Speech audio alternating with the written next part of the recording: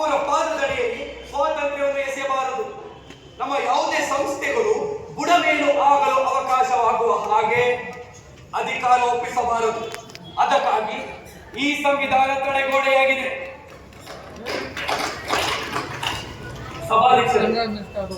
ಈ ಸಂವಿಧಾನದಲ್ಲಿ ತಿದ್ದುಪಡಿಗೆ ಅವಕಾಶವಿದೆ. ಒಂದೇ ಸಿದ್ಧಾಂತದಡಿಯಲ್ಲಿ ಈ ಸಂವಿಧಾನವನ್ನು ಕಟ್ಟಿ ಹಾಕಿಲ್ಲ.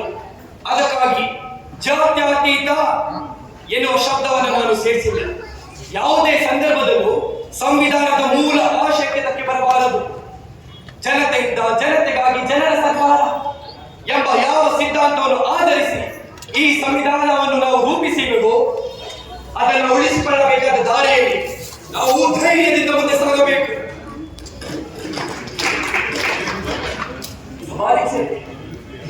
ನಮ್ಮ ಸ್ವಾತಂತ್ರ್ಯವನ್ನು ನಾವು ಉಳಿಸಿಕೊಳ್ಳುತ್ತೇವೆ. ಇದೇ ನನಗಿರುವ ಚಿಂತೆ. ಇದಕ್ಕೆ ಕಾರಣ ಇದೆ. ಸಿಂಧು ಪ್ರಾಂತ್ಯದ ಮೇಲೆ ಮೊಹಮ್ಮದ್ ಬಿನ್ ಖಾಲಿದ್ ದಂಡೆತ್ತಿ ಬಂದಾಗ ಅವನ ವಿರುದ್ಧ ಯುದ್ಧ ಮಾಡದೆ ರಾಜನ ಸೇನಾನಿಗಳು ಆ ದಾಳಿಕೋರರ ಏಜೆಂಟರು ಕೊಟ್ಟ ಲಂಚ ಸ್ವೀಕರಿಸಿ ಯುದ್ಧವನ್ನೇ ಮಾಡಲಿಲ್ಲ. ಭಾರತದ ಮೇಲೆ ದಾಳಿ ಮಾಡಿದ ಮೊಹಮ್ಮದ್ ಗೋರಿಯನ್ನು ಭಾರತೀಯನೇ ಆದ ಜಯಚಂದ್ರ ಸ್ವಾಗತಿಸಿ ಪೃಥ್ವಿರಾಜ ಸೋಲುವಂತೆ ಮಾಡಿದ.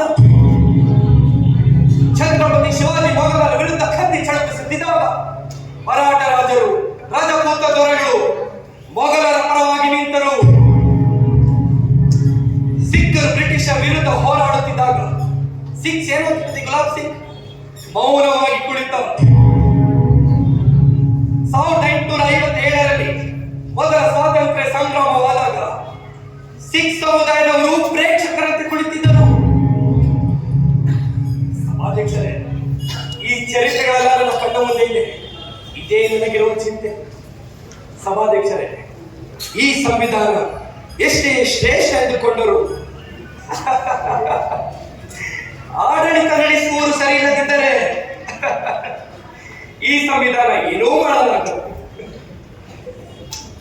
ಸಭಾಧ್ಯಕ್ಷರೇ, ಸದಸ್ಯರೇ, ಒಂದು ಸಂತೋಷದ ಸುದ್ದಿ. 1950 ಜನವರಿ 26ರಂದು ಭಾರತ ಸಂಪೂರ್ಣ ಸ್ವತಂತ್ರವಾಗಲಿದೆ. ಪ್ರಜಾಪ್ರಭುತ್ವ ರಾಷ್ಟ್ರವಾಗಲಿದೆ.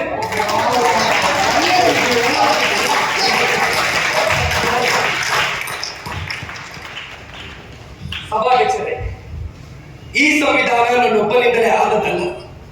ಸಂವಿಧಾನ ರಚನೆಗಾಗಿ ದುಡಿದ ಎಲ್ಲ ಮಹನೀಯರನ್ನು, ಭಾರತ ಸರ್ಕಾರವನ್ನು, ನೆಹರುಜಿ ಅವರನ್ನು, ಸರ್ಕಾರಿ ಅಧಿಕಾರಿಗಳನ್ನು, ಎಲ್ಲ ಸಿಬ್ಬಂದಿಗಳನ್ನು, ವಿಶೇಷವಾಗಿ ಬೆನಗಲಿನ ಸಿಂಗ್ರಾವ್ ಅವರನ್ನು ಸ್ಮರಿಸುತ್ತಾ ಕೃತಜ್ಞತೆಗಳನ್ನು ಸಲ್ಲಿಸುತ್ತೇವೆ.